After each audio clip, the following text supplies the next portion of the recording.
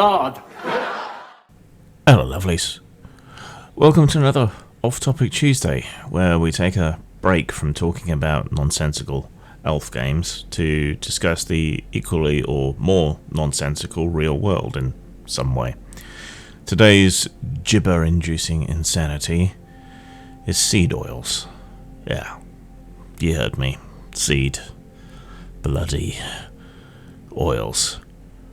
Now even what you fry your food in is out to get you, apparently.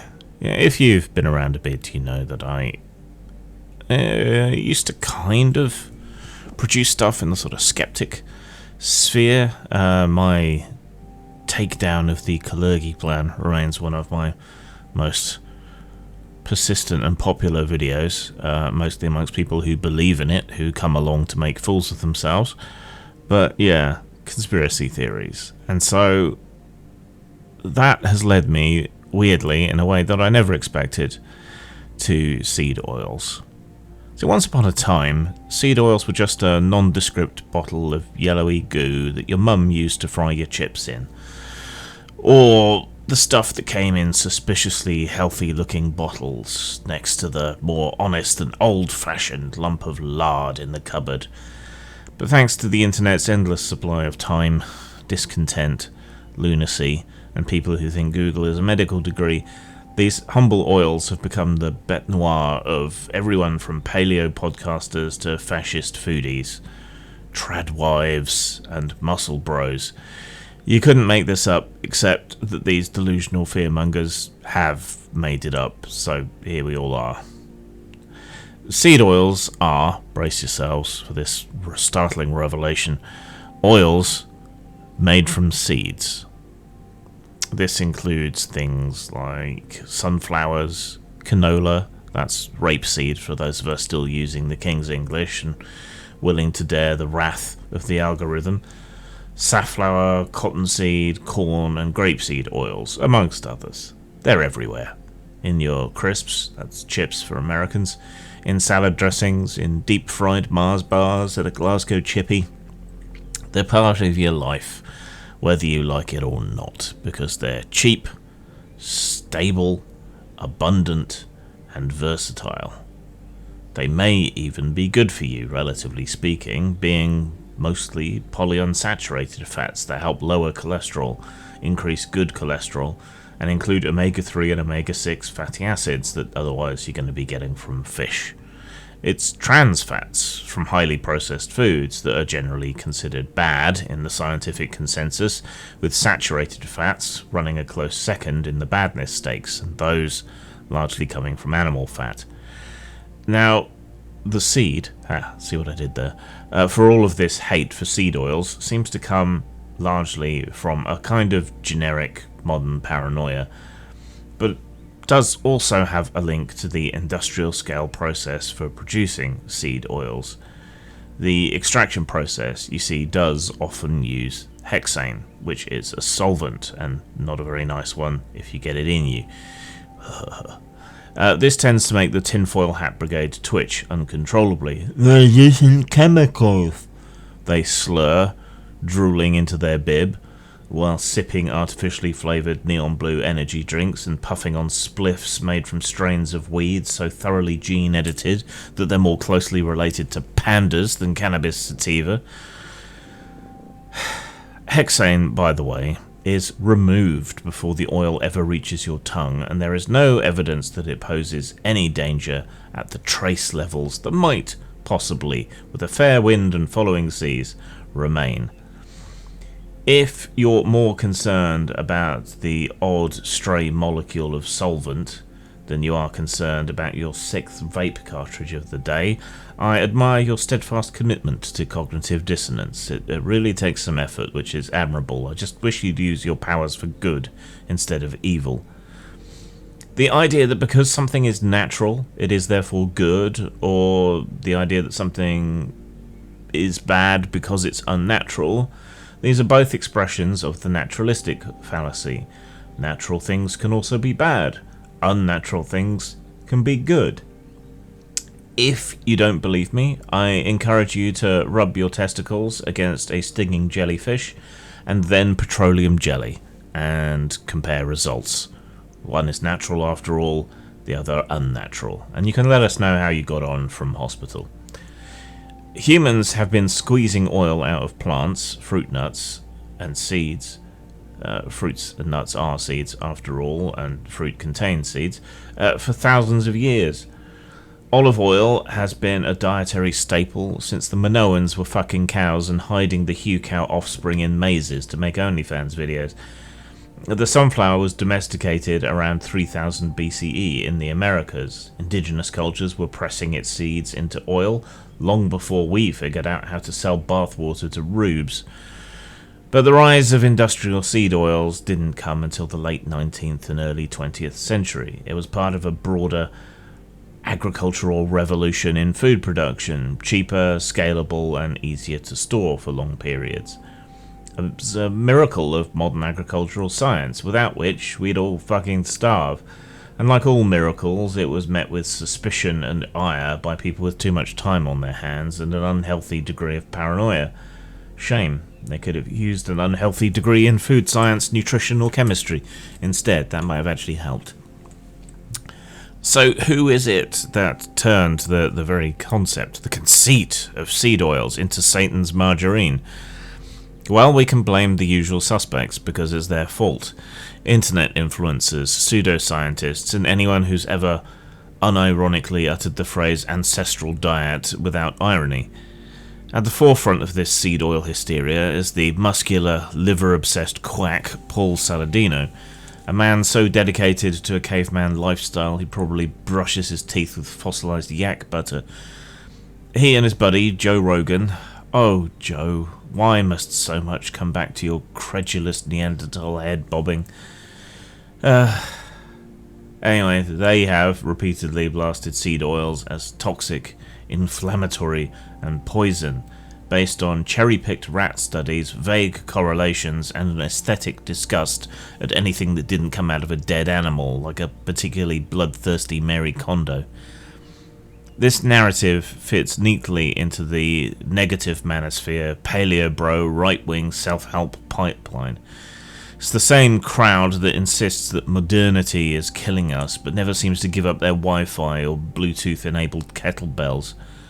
The same people infesting fucking podcasts that rely on numerous technological innovations to even function. Seed oils to them are symbolic, totemic, a manifestation of weakness, decadence, modernity, and soybean-fueled emasculation. And here's where it gets proper ridiculous. The hatred of seed oils has bled into far-right spaces online in particular, to the point where if someone is banging on about seed oils, you can be somewhat certain that they're leaning into the far right. It's become an effective dog whistle. On Telegram channels, on TikTok, YouTube, in fascist-friendly forums, on X, and during awkwardly intense homestead podcasts, you'll find this thing rearing its ugly, greasy head. Seed oils are part of the Great Replacement, or they're chemically castrating our men and turning the frogs gay. Not kidding. They believe seed oils are some sort of conspiracy or psyop, or some sort of organised attempt to harm people. Not sure what they think the end game is supposed to be, especially given that seed oils are used globally by many different societies with many different baseline ideologies, and often with a science that isn't dependent upon commercial money. But they say it, and rubes believe them, and so it goes. Even the Trump administration now, via RFK Jr., has dabbled in this nonsense, because why stop at warmongering, abandoning allies, destroying welfare programs, unquestioningly funding what many people consider to be a genocide, driving up inflation, starting trade wars, and throwing yourself a parade, when you can fuck with people's ability to feed themselves as well? So while RFK Jr. wasn't part of the administration, he still had Trump's ear on vaccine safety and so on, and now that he is part of the administration, his opinions on food, health, and oils have a direct, genuine influence. So, as if his ignorant rants about autism and vaccines weren't bad enough, he's also claimed that our bodies are being poisoned by industrial oils. And if you listen closely, you can hear his tinfoil hat crinkling when he says it. But what does the actual science say?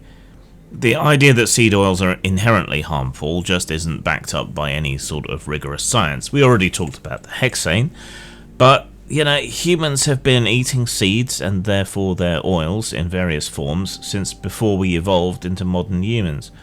Most seed oils are rich in polyunsaturated fatty acids, PUFAs, which include omega-6 and omega-3. The concern, such as it is usually around omega-6s, even though we need them, and their supposed links to inflammation, which is another buzzword you should watch out for. But the reality is that in controlled human studies, replacing saturated fats with PUFAs actually reduces the risk of heart disease. A 2023 review in the British Journal of Nutrition concluded that vegetable oils are not associated with increased markers of inflammation in humans. Not rats, not petri dishes, actual people.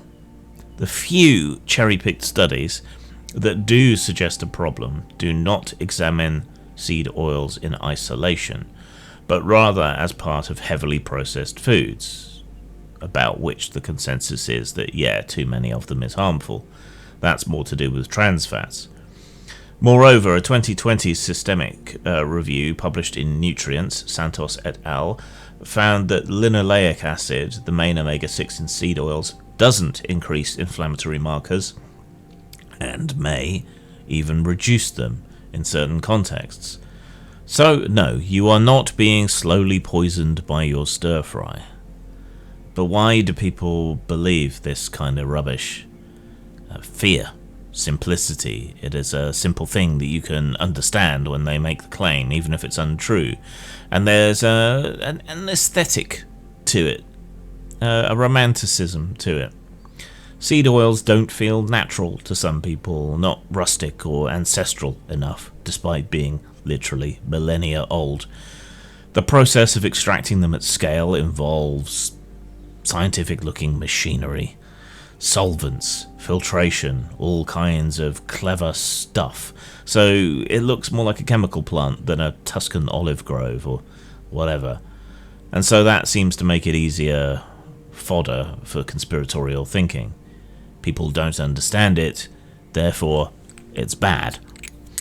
Like someone thinking a camera is going to steal their soul. But mostly this is just yet another case of a moral panic dressed up as wellness, and it's largely as a result of moral entrepreneurs that it's considered to be a problem. It's no different from gluten-free hysteria, or the raw milk obsession, or natural water, or the eternal belief, seemingly, that the modern world is trying to kill you, that caves was a modern innovation that was a bad idea, what was wrong with living in a tree? But, we are still at heart plains apes. Technology has bettered our lives, made them longer, made them easier, and yet we still have this primitive suspicion of anything new, which is terribly frustrating. Conveniently, of course, those pushing these panics also just happen to sell seed oil-free supplements, bone broth and artisanal cow tallow in jars for £30 a pop. I'm sure it's just a coincidence and the one has nothing to do with the other. It's not like moral entrepreneurs have been inventing problems where they don't exist and then selling the solutions since, almost as long as we've been eating sunflower oil. The seed oil panic isn't about food, it's about identity, and God, I am so tired of identity politics of one degree or the other. This identity is about the fear and distrust of modernity, a love of romanticism, which drove fascism the first time around, a distrust of institutions, of science, or at least conventional science, and an obsessive desire to control one's environment in a world that feels increasingly chaotic, changeable, and out of our control. It's why this stuff resonates with the far right, because it plugs into a worldview where the past was pure, the present is corrupt, and the only path forward is to throw away your George Foreman grill and start eating like Genghis Khan on keto, minus or plus the rape and pillaging, depending which particular form of right-wing nutter you are. So, ignore all this bullshit, go ahead, cook with olive oil, sunflower oil, even the dreaded canola/rapeseed oil. The science is on your side. Your heart won't explode, your testosterone won't vanish, and you won't turn into a woke NPC just because you had a drizzle of vinaigrette on your salad. But if you do fall for these paranoid rantings, there is a genuine non-zero chance that you're on your way to goose-stepping around your living room and muttering nonsense about racial homogeneity. But hey, if you really want to live a long life, maybe don't listen to people who call themselves Dr. Carnivore MD. Sincerely, the Right Honourable Reverend Dr. Grimm. Zang. You are eating lard. Yeah, I'm hungry, but I'm too drunk to cook.